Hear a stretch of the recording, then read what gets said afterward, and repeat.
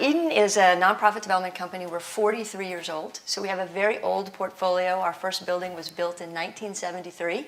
It had solar for hot water. It was dismantled 3 years after the solar was installed because there was no support for the technology. We own about 4,300 units that we manage. We have our own management company. I want to just point out Jennifer Reed. She's our resident services director, and she's been in charge of our tenant programming. I am clueless about all of the stuff that you all talk about most of the time that I'm here. When you start getting into your acronyms, I have to admit, I have no idea what you're talking about. I have staff that do, but it's not me. My job is chief salesperson for green. And so when I came here last year, I had this real epiphany when Bart Harvey from Enterprise stood up and he started talking about what motivated him to change. And he was getting a lot of push from his middle staff, from the middle managers. And I was like, I was getting huge push too, and I didn't know what to do. Like, I knew that we needed to go green in a bigger way, but I wasn't sure where to start, and I had started in fits and starts. And so I have a few slides, and I am of the school of Jason. My slides don't have a lot of words on them, so I have some pictures for you, and I'm just going to explain them. So going green is not just about the buildings, and just so that you know about Eden and our buildings, we work in California. We use the tax credit program. We are required to build some of the greenest buildings in the country as an affordable housing developer. Our minimum standards are huge in California, so we already start out in new construction in a very good place. I will say my one challenge is the cost-benefit analysis of building. We're going to get 220 points on the Green Point scale this year on our newest building, LEED Platinum. I'm at a cocktail party with my contractor, and he goes, "Do you know how much money you're wasting in that building on all that green stuff?" And I almost spit out my drink.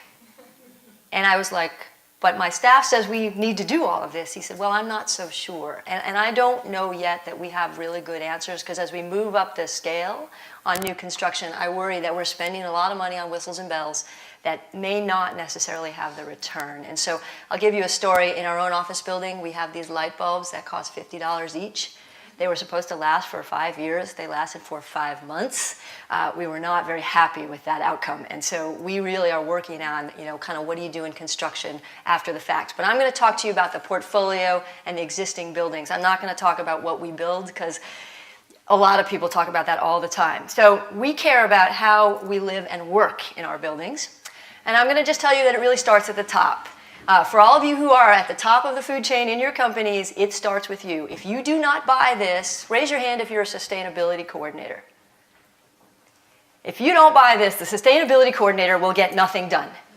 Because if you do not walk the talk, that person who's charged with getting the rest of the company to do what they want them to do, they're not going to do it. So it starts with you. But for us, it actually starts with our board of directors. That's our board up in the corner. We actually have a founding board member still on our board. He's been with us for 43 years. He personally worked on our very first development, the one that had the solar panels in it. He is completely bought into saving the world. This is a guy who they started our nonprofit by coming together to work on a ballot initiative for fair housing. It failed. And they decided that just because the ballot initiative failed, they weren't going to give up. So they started Eden as a group of volunteers. They built 150 senior housing units using HUD financing by themselves with solar. And since then, we've grown to be 200 people. We work all over the state of California. We just had a meeting with our whole company, and our board comes in to talk to our staff annually. And they got asked the question about green building, and one of my board members, the founding board members, the tall guy in the middle, the one just to the right, said, "We believe that green building is absolutely critical to our world. It is our job to make sure that we are good stewards of all of the resources in this world." And my staff was like, "Did you make him say that?" I'm like, no. He said it all on his own. So this is my senior management team. Now, I will tell you that convincing my senior management team to buy in to the green thing was the hardest thing I have ever done. My chief financial officer and my chief operating officer both looked at me and said, "Why are we doing this? We have so much going on. Why are we doing this?" And so I'm going through this, how do I get them there? Because I've got all the people at Jennifer's level going, "We have to do this. Why aren't you doing this?" And I have these two going, "But I got to move this ship of 180 people. And do you know how hard that's going to be? What's in it? What's in it for us? How does it fit in with all of the other goals that we've got going on?" And these are very performance-based people. They are some of the highest performers in the United States in the affordable housing space. And they were pushing back hard. And I finally looked at them one day and I said, well, here's the deal. I really want to do this. And every once in a while, you guys come to me and you say, suspend disbelief and just do it because I know that this will be a good thing for us. I said, I'm sure this will be a good thing for us. You guys really have to do this. But what really convinced my CFO, and this is a funny story, I ride my bike, and I was riding my bike one day with a guy who, we were just chatting. I said, so what do you do for a living? He goes, well, I audit buildings for energy and water. And I said, oh, really? That's interesting. So what kind of buildings? Schools, city halls. I said, well, so do you help them with solar and all that kind of stuff? He goes, oh, yeah. He goes, but solar is kind of like lipstick on a pig. He said, most of these buildings are leaking so much energy that you go put solar on the roof is ready to collapse. You don't really need to start there. You should really think about basics like insulation. I said, well, will you come talk to my staff? So Brett came in to talk to my staff, and they said, where'd you find this guy? And I said, well, I was out riding my bike with him. We ride every Saturday, and one day we just got to chatting about what we did for a living. They said, well, can we hire him? And I said, well, what's he going to charge us? They're like $25,000. And thankfully, Enterprise stepped up and gave us the $25,000. So we hired him. I don't work with the same budget that you do, Jason, I'm sure. So we hired him, and he did this report. He went to 47 of our properties, and he handed us the report. He went to the older properties. We didn't do anything that was 5 years or newer. It just seemed like a waste of time. And he came in, and he said, you spend $2 million a year on utilities. You can save $1 million. Just with low-hanging fruit. I'm like, wow, that's real change. My CFO looks at me and goes, $1 million? That's crazy. So we had this very nice audit and list of all the things we could do to save $1 million. So it started with me, and then it moved to the rest of them. This is our first project. This is Josephine Lum Lodge, the one that had the solar on it. I just wanted to show it to you because we really, we're very proud of it. It's still as affordable today as it was in 1973. The seniors pay 30% of what they make to live there. So we decided to set a company-wide goal, and my first lesson to all of you is set a very clear goal and keep it unbelievably simple. So our goal is to save 10% a year in the next 3 years on water, energy, and trash. This is not a complicated goal. It doesn't have a lot of fancy metrics. It's just 10%, 3 for 30. That's what we're going to do. So we had two components. We have the portfolio retrofitting. So the matrix that was up there yesterday, that little quadrant, the part that costs you a lot of money that's hard to do, we have a bunch of goals around that. And we have a person on our staff in asset management whose job really was to identify what we could do with retrofitting across the portfolio, where the priorities were, and if you found $5, because really we're affordable housing developers, I'm not raising the rent to do this. If you found $5, what would you do? And so she had a list. And right at the very end of compiling that list, the economy tanked, and HUD announced a massive stimulus program. And a big chunk of that was to retrofit old HUD buildings. So we were completely ready, and were able to get retrofitting dollars for virtually every one of our HUD properties. So we went in and are in the process now between HUD and the California Utility Commission. We got the first $1 million grant from PG&E for the multifamily affordable housing program to do a retrofit on a building in Petaluma. We're doing solar retrofits at 27 properties this year. And we're doing those in waves because for us to do 27 things all at once is not possible. So we're doing them 10, 10, and 7. And we started retrofitting. This is Eden Terrace in Hayward. It's a 1987 era building. It is done phenomenally well on its energy savings thanks to the solar install. And so we're doing all of that building stuff because we don't think you can do just the building, but you have to deal with the behavior stuff. So the second piece for us is the behavior of our residents, but we feel like you can't change the behavior of your residents if you don't change your personal behavior. So let me do a little poll here. You are all the enlightened, so I'm expecting a lot of hands to go up with my poll. How many of you drive a car that gets more than 30 miles to the gallon on the highway? No car count. What? How many of you don't drive a car? Actually, we're here in New York. Oh, I love this. That would never happen in California. I wouldn't even ask that question in California. How many of you compost in your home? Wow, this is high. See, I'm expecting high numbers. How many of you turn the water off when you're brushing your teeth? This one's a hard one for me. Let's see. So you're all enlightened. Who has a really hard green behavior that you have a hard time getting your mind around? Does anybody want to volunteer? Dennis? I shave in the shower. You shave in the shower. So that's a green behavior. But is that hard for you, or is that I just love it. you just love it? Relax. I worry about all the water I'm wasting. Yeah, so you just let it run, right? It's a long time. But you love it, right? I mean, that's kind of how I am with composting. Like, composting makes me crazy. I hate the little composting buckets that they hand out. I live in a town that has required composting. And it's Oakland, California town. It's a big city.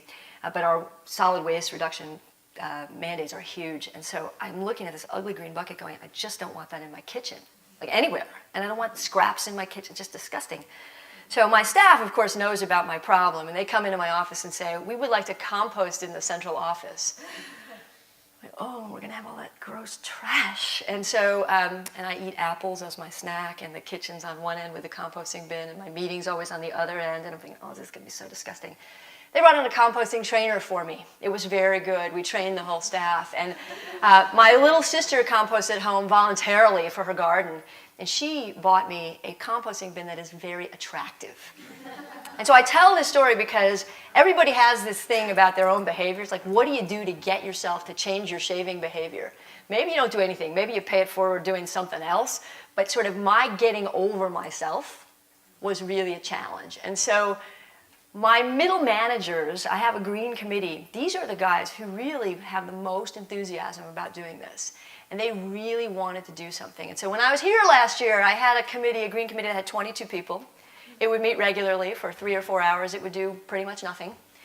And I was wondering why we weren't getting anything done. So I pared my green committee down to these 6. Some of them go willingly, some of them do not. I'd say 4 of them are really, really into it, and 2 of them are there because if they're not into it, we won't get anything done.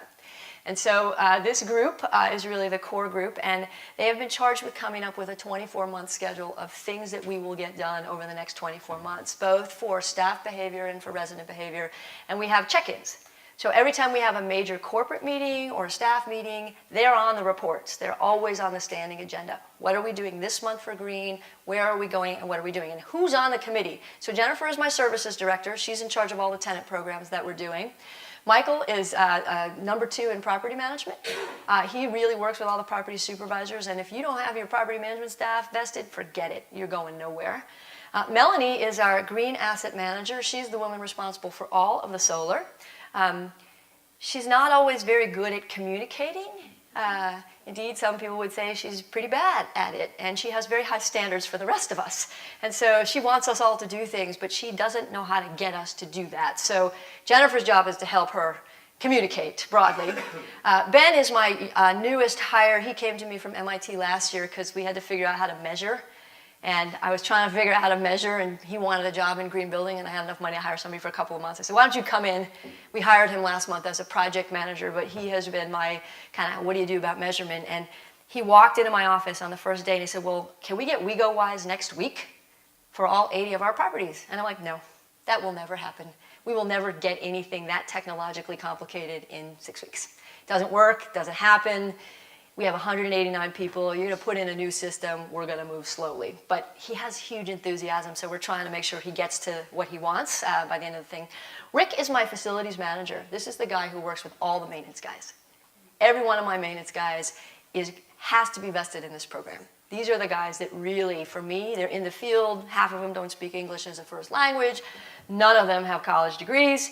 These are guys that are out in the field that are going to be my front line. So he's their boss, in essence. And that's Faye. She's on the real estate development team, so she builds the new buildings. One of the things we're a little worried about is that the new development doesn't have a good feedback loop coming back into the management staff, and so we really wanted somebody from every part of the company. So step 5, create field leaders. This is Caesar. Caesar is the mayor of Josephine Lum and Ashland Village. He is a maintenance guy who is so enthusiastic about green that the first year that we did this, we had an all-company meeting. Caesar was on the green committee, and we asked him to get a speaker that would speak to the maintenance guys. So he went out and he found a guy who ran all the green programs for Chabot Community College. He was a maintenance guy. He was one of our featured speakers. He came in, he was wearing snakeskin boots. He was a little wacky, had his own little TV program on some public television channel. But that guy came in, Caesar introduced him, and the maintenance guys gave him a standing ovation. Wow. And Caesar was talking about how he was truly, after he had gone on the tour with this guy, about how they worked their recycling programs, how they got the students to get involved, what the job was of the maintenance team to really engage people, he was sold. Nobody in my company does not know who Caesar is. The residents love him, the other maintenance guys love him, and I've got 5 guys like him in my company who are so bought into this green thing. And when you ask them what motivates them, they'll tell you for different reasons. And some of them tell me they're not, I don't care. But Linda seems to want it, so I'll just do what she wants. It's like, hey, if that's what works for you, I'm good with that. Whatever your motivation is, if you want to do it, it's great. Caesar really bought it, and it helped us sell it to the other maintenance guys. You got to have people in the field that are going to sell it to other people. So involve everyone. So at our last annual meeting this year, we had a little campaign called Why and How. So why are we doing what we're doing this year? We're in the process of a massive corporate performance challenge, and green is part of that. And how do we do it? We do it because we're Eden. So that was the theme. These are 2 of my accountants. They pay all of our utility bills. That stack of paper there is the monthly stack for utility bills at Eden Housing. And I'm sure that for some of you who have 90,000 units, that stack would fill this room. These 2 women are charged with helping us figure out how we're going to measure. Our water utilities alone, we have 23 separate utility companies that we work with. And that's on 80 buildings. California is this hodgepodge of everything. And so Sonia and Leah are the 2 women who have been trying to help Ben figure out how are we going to get to the baseline. This is not so easy. It's not all available online. It's not so straightforward. It's not available in building increments. It may only be available, it depends on how you meter. I mean, one of the things the developers are learning is, oh God, we didn't install the right sub-metering in the buildings to do the measurement on the other side. So these 2 women are really sitting there trying to figure out whether the Luddite variety of measurement is the way to go. Should we just set up a bunch of Excel spreadsheets and pay one of our admins to do data entry every month? Or should we do one of these fancy online programs? And so we're beta testing an online program. But they are really into it. At our all-company meeting, Leah made a presentation. She was on a panel to talk about what her role was in the Green Challenge. She's part of this.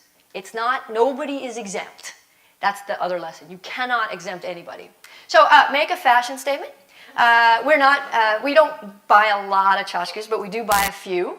We like the corporate thing. So we actually give out some little gift to the staff every year when we have an annual meeting, and it's not a mistake that all the shirts you're seeing are green.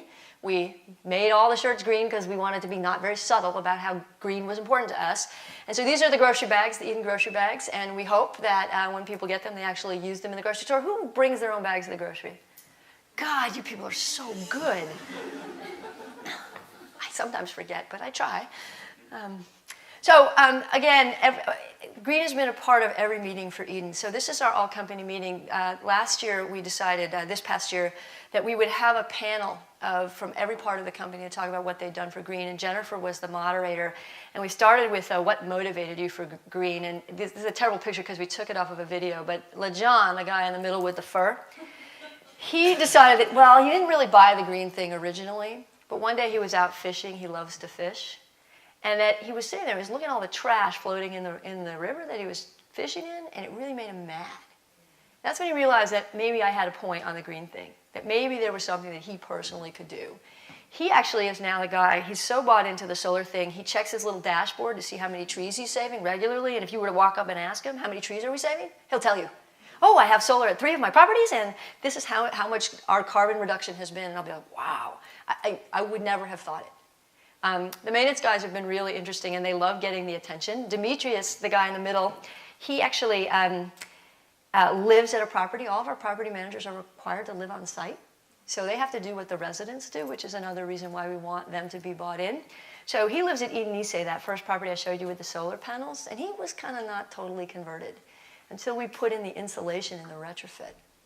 And the building was really warm that year. So last year, before the insulation, we had probably 5 or 6 maintenance calls a week during the cold season because people were cold and they wanted their thermostat or their heater fixed. This year, we've had 0. None. Even Demetrius is like, oh my God, my apartment's warm and my electric bill went from $50 to $16.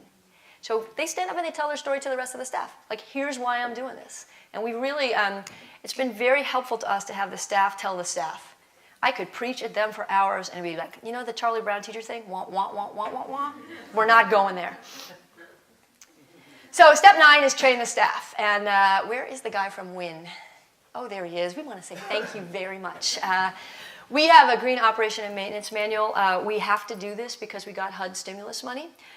We started down the path, and then Jennifer ran into, I'm sorry, your name again? Darian at a meeting last year that Enterprise was having, and he had a really sophisticated and lovely manual that he shared with us, and so we plagiarized liberally. We have a training manual, and our goal is to really train all of the staff throughout the company in how to do this. And really be very deliberative about training. The other thing HUD required was that we needed to create green property managers. We had to have certified green property. We had to have 1 for the whole company. We decided to have 9 because we wanted to make a big deal out of it. And so now it's a certification that has some cachet at Eden. If you've got it, it's really cool. And so we have seated in the field some people who are kind of, I call them the green ninjas, but some folks out there that really have, they have the credentials and they're learning. And we didn't restrict it just to management and maintenance staff. We actually had a service coordinator take the class. And our goal is to actually expand that. So we tried to exploit something we had to do anyways and make it better. We really need the staff to understand how to do this. So we like to measure at Eden. A couple years ago, I went to Harvard and I took a performance challenge program. And as a part of that, we created a property scorecard. And my goal there was to get Eden's occupancy rates to 98% or better. So we had a 2% vacancy goal for the company, and we're at 1.5% in case you're curious. And so we created a property scorecard, and we want to have the green measurements on the scorecard. So our goal is to have this be part of the way we already measure. So we're putting the green metrics onto the scorecard.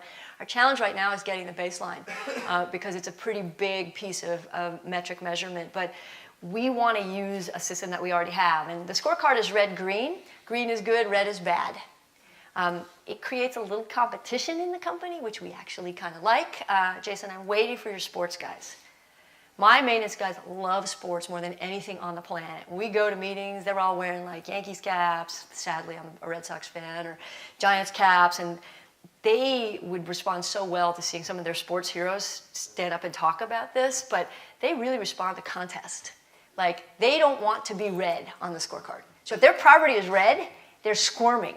They're like, I don't want to be red. And the next month, they're green. So we actually want to use our existing metric system to measure.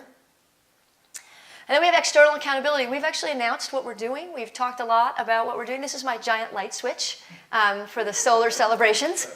I know, I'm so goofy. I am such a goofball. So we just flipped the switch last week at Eden Nisei Terrace in Hayward, the solar property. It was part of Affordable Housing Week. We wanted to have an event that was different from new buildings. And so we actually hosted a panel with Enterprise and StopWaste.org on how do you deal with retrofitting older buildings. And the woman on the right is the regional director from HUD. She liked the event so much that she has invited Sean Donovan to come see this property next Tuesday. We found this out yesterday. So now the HUD secretary is coming out to talk about some new green announcement because of this. And it's really interesting. My staff was like, wow, we didn't think this stuff was that important. Like, nobody gives, let's face it, existing buildings are boring. In our business of affordable housing, the new buildings get all the attention. They're very glamorous. And so we really wanted to create some buzz and some excitement around it and some external accountability. Because if you tell people what you're doing, you're much more likely to make yourself do it. If you don't talk about it, you say, oh, I have this goal, but I'm not going to tell you what it is, how are you going to be held accountable? So, Linda, you should know that I was in a meeting with her on Tuesday. Ophelia? She mentioned to the 10 assembled regional directors for HUD, she mentioned your project and that she was doing that. That's funny, yeah. She's setting the bar for the rest of them, like, come on, keep up with us. Yeah, Ophelia's great. She used to actually work in Hayward, so she ran the housing authority, and it was just it turned out to be a really good event, and we were a little nervous because, retrofitting buildings can be kind of dry. So the last thing is recognition. So we did win the California Sustainability Award last year for multifamily housing. I was a little nervous about that because I feel like we're really at the beginning. I don't feel like we're kind of coasting down the hill. I feel like we're sort of in this When you do the Harvard Performance Challenge, they have this thing called the S-curve, where you go up the curve and then you level out. I feel like we're kind of in that end of the beginning where we're really about to create a lot of momentum. But we loved the recognition. The staff really was excited that they had won something. And so the ceremony was in LA, and we were talking about who to bring. We invited all the site staff to the ceremony with us because we wanted them to see the external recognition. What's been very interesting about all of this is we've done water retrofitting. Water's really a big deal for us in California. We've done a lot of things with some of the stimulus money we got either directly from HUD or the cities. And we've now been getting awards from our city councils. And our site staff are going to get those awards. So they are going to public venues with me, sometimes without me or with their boss, to get an award from a city council for being a good green business in their community. I cannot understate this. If you're running the company, if you're the sustainability manager, I don't know what you do, whatever works for your culture, recognize everything that people do. Whether it's throwing out the apple core in the compost bin or it's turning off the lights, whatever it is, say thank you. Recognize what they do. External recognition is amazing. And then when somebody gets it, announce it to the whole company. Like when one site gets something, we tell everybody. You have to continue to positively reinforce this stuff. And so just a little bit about our early results. So usage savings, water 14 to 38%, energy 14 to 65%, trash we have reduced by 1 pickup per week. Per property, that's real money. Cost savings, 18 to 23 on water, 15 to 77 on energy, and trash is 20 to 25%. These are the early returns. My fear is that usage and cost are not going to track each other. In Alameda County, we had a drought. We reduced our water usage so much that the water agency just raised our rates across the board. PG&E just announced another rate increase. The utility districts do not reward you for conservation. They penalize you every time. So, my job at Eden is to really work on policy, to really think about how we get policy to better track some of the work that we're trying to do on the ground. And so the utility thing is really a challenge for us. I mean, we put in all this solar, and PG&E announced that they wouldn't give us full credit on our buildings if we had multiple building campuses. And we're like, well, you just killed our economics. So we had to go back and negotiate with HUD, with PG&E, to get them to do this. So lessons learned, keep it simple. Just don't make it complicated. Don't use any of the acronyms you heard today. If you're me, do not use those acronyms. Come up with like water, trash, energy, we're going to save X. People get their minds right, especially if you have a company like mine. I mean, if you're at Microsoft and everybody's got a PhD, it's a little different. You think about your culture and create a message that works in your culture. For me, simple is absolutely the only way to go. Integrate green into your existing work. It can't be a separate effort. We have a goal of reducing our property costs, our overall operating costs by a certain percentage. The green thing is part of that goal. It's actually the easiest part of the goal for the company to achieve. So it's part of an overall thing. Repetition is key. You cannot say things enough, and enough and enough and enough. Keep saying it. Peer pressure totally matters. My middle management staff push me really hard. I mean, my senior management staff, people like to push each other. People want to see, oh, property X got that award. Linda recognizes them. How do I get that same thing? That kind of push from your colleagues and recognition really matters. Integration and change take time. I am most worried that this is going to be a flavor of the month program at Eden. My concern is that creating a sustainable program is really hard. Making it as a new initiative, it's always fun when it's new, and making it long-term sustainable is going to be the biggest challenge. Pilot projects really matter. We did not go out and do tenant education for recycling at 80 properties. We went out and did tenant education for recycling at 1 property. We figured out what worked and what didn't work, and we rolled it out to 4 more, and then we rolled it out to the whole company. We're starting the same way with water. Start small and spread it out. And then, again, recognition. I cannot tell you how much it is important. So last but not least, next steps, we want to finish our solar and HUD retrofits. We are planning for additional retrofitting. One of our colleagues declared their insolvency last year, and we took over 1,000 units. So we now have reports on what to do with all of their properties, and we're trying to figure out how and when to pay for that. Comprehensive staff training, the O&M manual is going to be a very big push for us this year. improve and implement our measurement tools. Measurement is going to be the hardest part, but I would advise you all, don't wait till you have a perfect measurement system. Start. It doesn't really matter if you have a perfect measurement system. If you let that get in your way, you will never start doing a green program. So we want to launch water conservation. We just sort of kicked that off. Continued recognition, and my goal really is to make green a habit, is to make it an everyday way of life. So we don't think of it as a green initiative, it's just how we work. So that's all. Thank you.